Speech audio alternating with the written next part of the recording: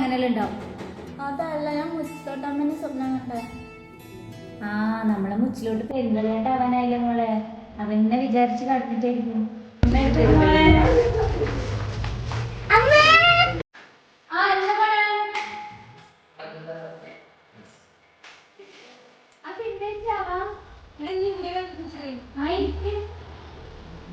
എന്റെ പെണ്ണാട്ടനെ അല്ല, എന്റെ ഉള്ളില് സ്വപ്നം കണ്ടിന് മുച്ചിലോട്ട് പോതിനാന്ന് പറഞ്ഞിട്ട് പെരുന്തലേട്ടത്തിന്റെ വിചാരയില്ല പെണ്ണിന്. എല്ലാരും പോണ്ടേ, 10 വർഷം കഴിഞ്ഞിട്ടുണ്ടാവും.